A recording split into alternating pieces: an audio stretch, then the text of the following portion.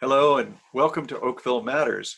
This is the program, thanks to Cogeco TV, or Your TV as we like to call it, that allows us to talk about what matters to Oakville.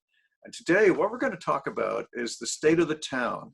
The state of the town is a speech I give, a report and a speech that I give every year at this time. And joining me today to talk about it is the Chief Administrative Officer of the town of Oakville, Jane Clohecy. And Jane, hello, welcome and to our Zoom session. How are you liking being our CAO? Jane was appointed full-time CAO from acting CAO in July of this year. So Jane, any surprises?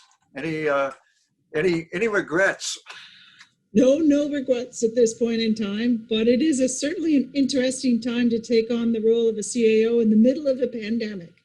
So that's probably the biggest surprise in all of this, but no, I'm thoroughly enjoying it. Yeah. Well, I was asked by somebody how you're doing, and I said, it's as if she was born for the role. So, so there you go. Now, every year when I give the State of the Town speech, I consult widely about it, but it usually gets written and finalized, just before I give it. And so there's always room for people to be surprised. How much did I surprise you with the speech this year? Well, not too much. The one piece that I was really glad to see in the announcement was the reference to the refresh on the strategic plan. I think that's a real opportunity for us to align all the projects that we're doing at a staff level really behind the town's strategic plan. Well, and it makes sense for you to say that because we do our 4-year strategic plan at the start of every term, and then we do a little refresh at the start of each year to make sure we're still on track. And then in March, the pandemic hit. So we're in the middle of the term and in the middle of a big surprise nobody was expecting. So yeah, I think people probably expect us to revisit the plan and make sure that we still fit. I know that I've been thinking that the pattern of use of municipal services during the pandemic has suggested to me that we need to, we need to do some assumption checking about what people want and what people will use. I would agree. And I think we need to do that assumption checking probably over the next 2 or even 3 years, because I don't expect the pandemic to be completely gone away next year in 2021. So it'll be a little bit before everyone returns. And I'm not going to say returns to normal because I don't think that's going to be the case. But it'll take a little bit of time for that normalcy to replace itself and really see what how people are using our services. You make a good point. I think we're headed for a new normal, and it's too soon to tell what new normal is going to look like. And so I'll just say to you, if you're watching, to all the residents of Oakville, that we do want to hear from you about what you think the city that calls itself a town and feels like a village, aka Oakville, what services are you looking for us to change? What services are you looking for us to add?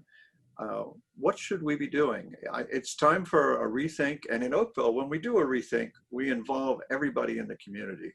So you can reach me really easily, mayor@oakville.ca. I hope that's the easiest email ever invented. And send those cards and letters in as we get this underway over the rest of this year. What else in the state of the town, Jane, stood out to you or struck you? The importance really of the all of the work that we're doing around, well, Vision 2057 would be one area, but most importantly, the official plan work that at the region and at the town that we're undertaking. Oh yeah, yeah. The Vision 2057 slide was meant to explain to people how all our different plans fit together and feed each other. And I did it that night in order to show people when they want to make change, where to attack their desire for change. Where do you want to go with your suggestion? And but the other angle of it, which we can dive into deeper here, is it goes, I showed it going around sort of in a circle, each thing feeding the next thing. But, and I don't remember if I mentioned or not, but the official plan is we're required to review that every 5 years or so. And we're in the middle of reviewing the town and the region official plan right now with a target. I think the target's been shifting, but as I understand it, we are supposed to be done with the region by July 1st, 2021, and the town July 1st, 2022, or else 22 and 23. It changes too often to remember, if you know what I'm trying to say. And then the region just decided that they're going to do some pieces early, which I liked the way you described it. That helps us at the lower level to make changes as we need them. And I think there's some validity to that. But when you're looking at that, at the picture of how those things all fit together, you can see that once you do the official plan, when you go to review the official plan, if you change anything, there's ripple effects that go all around that chart, and of course, that I hope everybody noticed that the bottom line is the budget. So whatever you change can have an impact on what it costs you to run the town.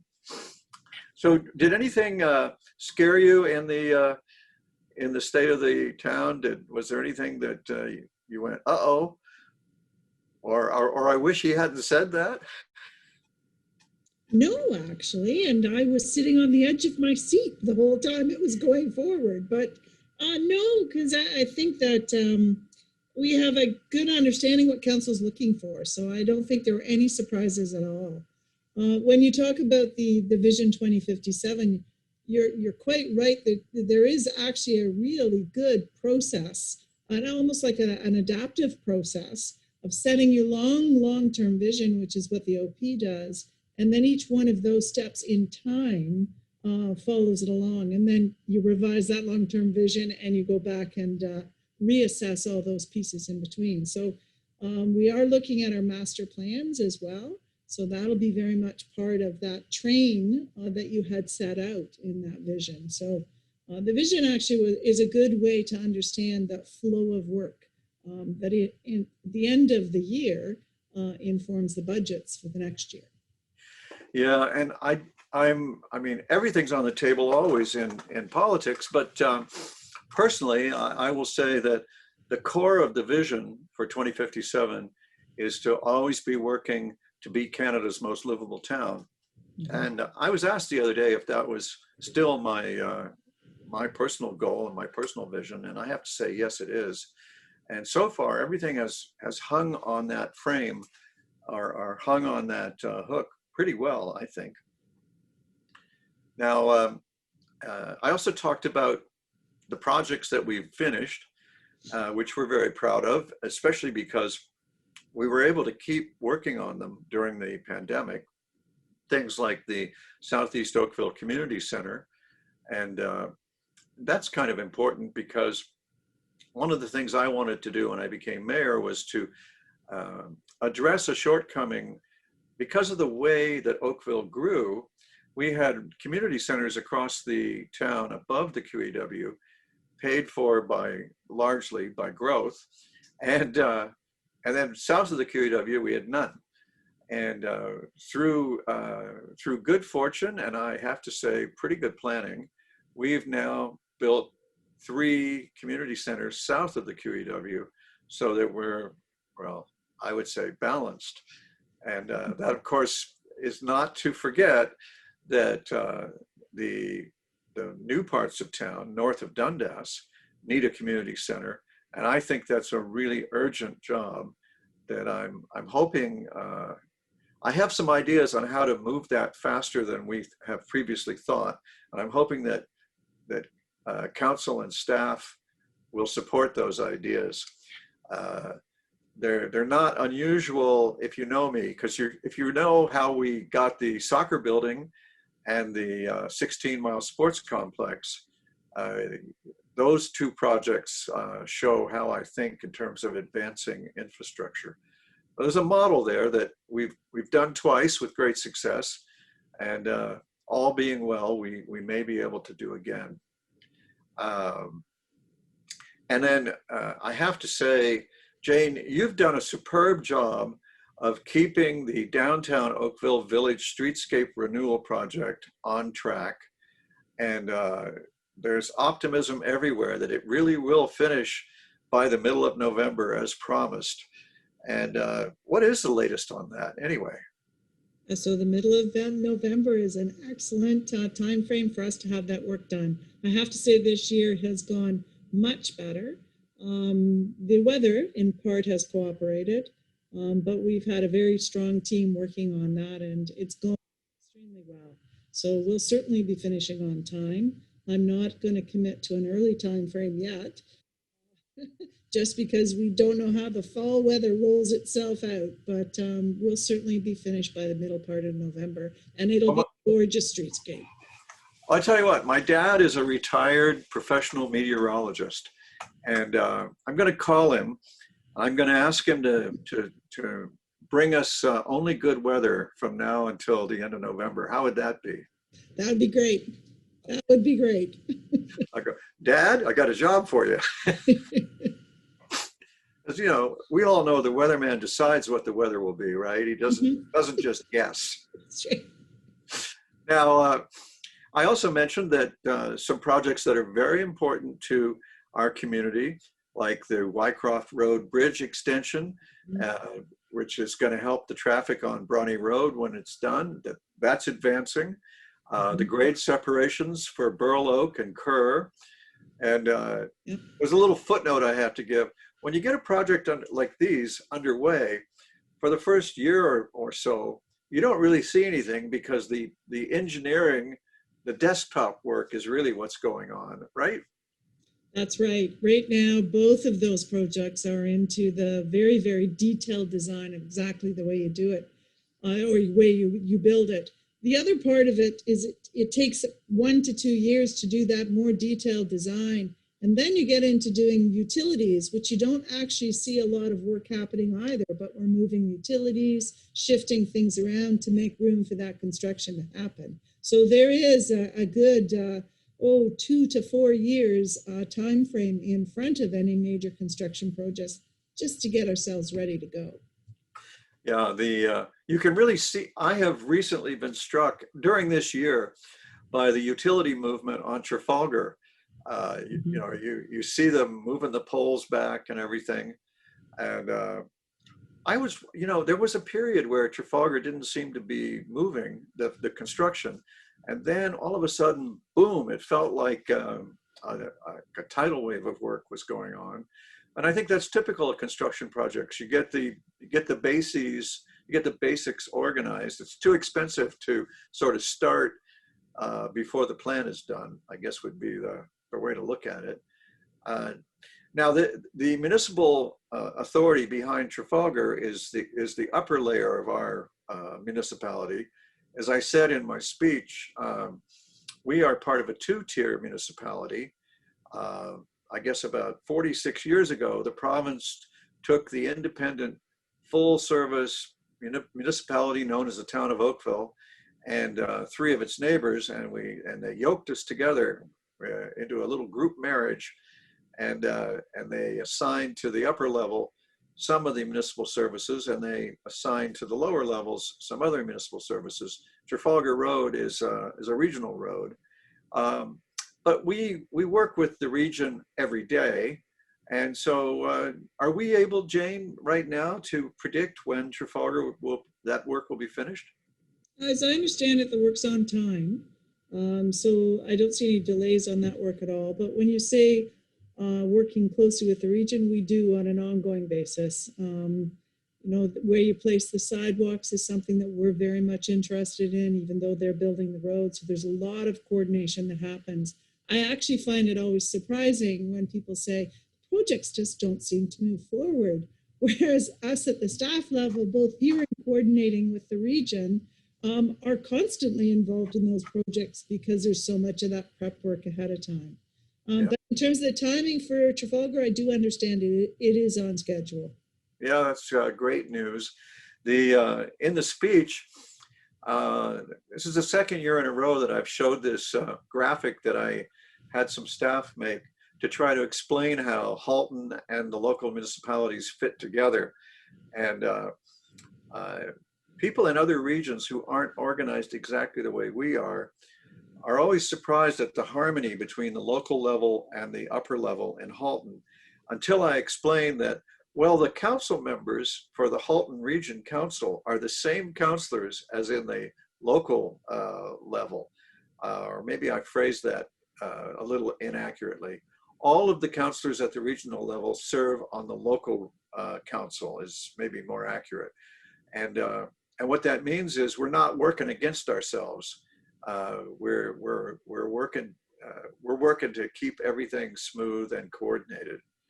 And then because Halton's a friendly place and the four communities, we have a lot of friends and neighbors and family spread. Everybody has friends and family and coworkers spread around Halton. There's a congeniality, I'll call it, a cooperation between Burlington and Halton Hills and Milton and Oakville that other regions are jealous of, I think is the way I'll put it. Now, as we think forward to the work that's lying in front of us in terms of just infrastructure, I want to mention the Oakville Trafalgar High School. And I'm talking about the old heritage designated, boarded up high school on Reynolds that I guess for 27 years, more or less, it's been boarded up. And I think it's accurate to say that we have a plan for that part of the land to become seniors housing. And we've been a little coy about whether the high school's in the seniors bubble or not, but it could be, right? That's right. The plan actually that council approved as the long-term plan for the site included the high school as part of the seniors. We have, though, explored other options to see if we could use the building for other purposes that would assist the town overall. So we're still looking at some of those options, but it's very accurate when you say that high school could be very much a component of the seniors. We had seen it as offering some of those common spaces that you find in a lot of seniors types of developments. So it fit that role quite well, actually. Yeah. You know, seniors is, I think, got it's got some momentum. Seniors housing would have some momentum. Mm-hmm. I had a conversation with the premier about a week ago, maybe 10 days ago, where we talked about the need for more long-term care for Oakville. And I told him, when he told me that it was his view that we needed more long-term care, I was so happy. I wanted to, shake his hand, but during COVID, we can't do those kinds of things. Because for 14 years, I've been aware that we need long-term care, that we have a shortage. And so it was thrilling to hear the premier, because he's the boss of the province, saying that that's what we need. So I'm hopeful that in addition to the long-term care that he's already got planned for some provincial land next to our new hospital, that we might be able to put some long-term care on the old hospital site on this particular part. And, it's right next to an existing long-term care facility, Wyndham Manor, which I guess is run by Extendicare, but it's owned by Halton Healthcare. So there's possibilities here that make me very optimistic. Now, the other thing that we're hoping for progress on is this urban growth center. The province has an urban growth center. It's the 100 hectares around the Oakville GO station. And Jane, would you agree? My recollection is that there's like 2,000 people in jobs, residents and jobs in that area today, maybe a touch more. Yep. But not a lot. No. And it's supposed to have 20,000 according to the province's plan. And Oakville GO station is the busiest GO station on the system. I'm saying that using a technicality. Union Station, which is obviously busier, is Union Station. Oakville Go is one of the Go stations. And when you do it that way, we're the busiest. So you would think that it would be a prime candidate for the urban growth center vision that the province enacted. Oh my goodness, 15, 16, God, how long ago? I think it 15 was years? 2006 when the growth plan came in. All right, 14 years ago. And then they talked about it for the 3 years before that. Yes. So for 17 years, I've told three, uh, I've had to tell three premiers who've asked me about the progress of their growth center. I've had to tell three of them, well, you have some provincial infrastructure barriers that are preventing your growth center from going. And as soon as you look after your work, why we'll get to work on our part of the job. But you can't expect us to care more than you do.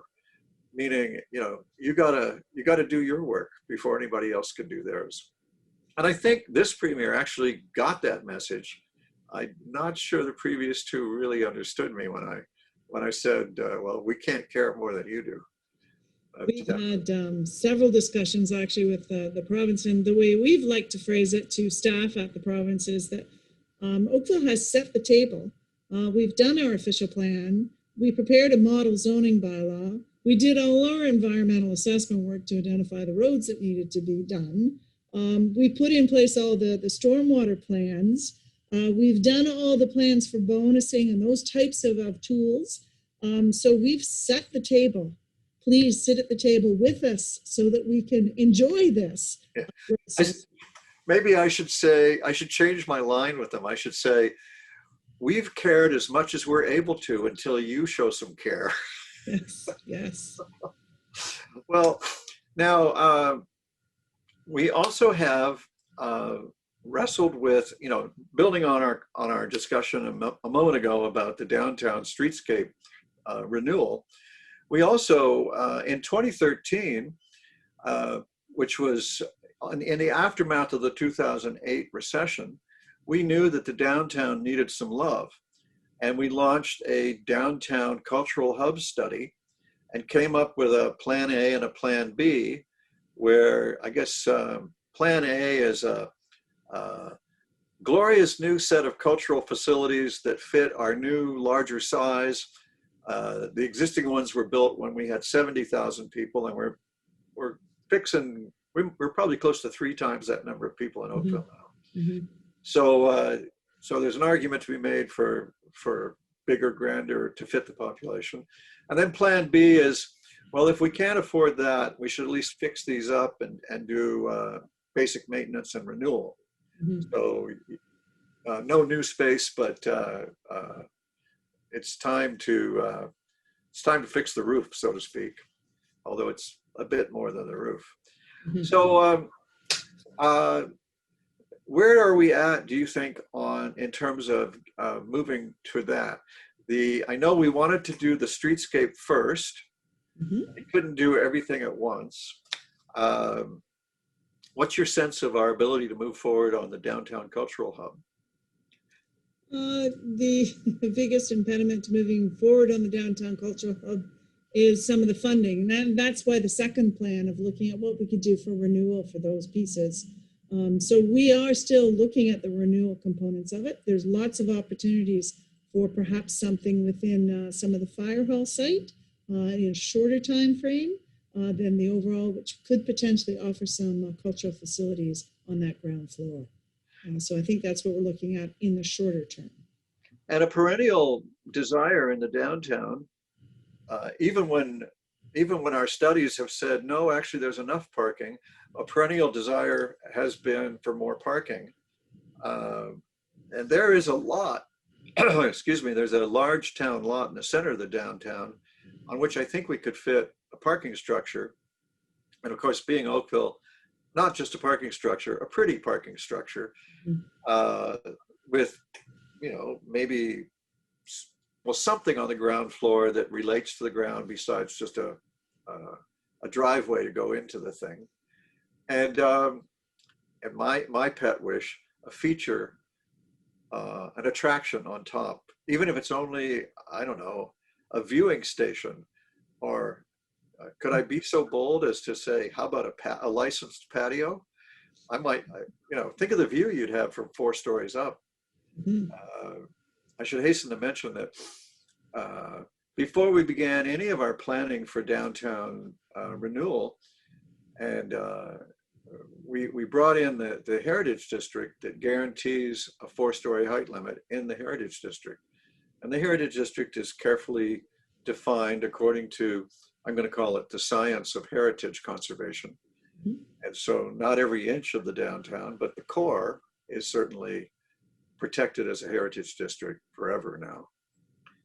So in the less than 2 minutes that we got left, I, having walked through most of my pet wishes, we've kind of rehearsed the basics of looking at at a big level, a strategic plan renewal.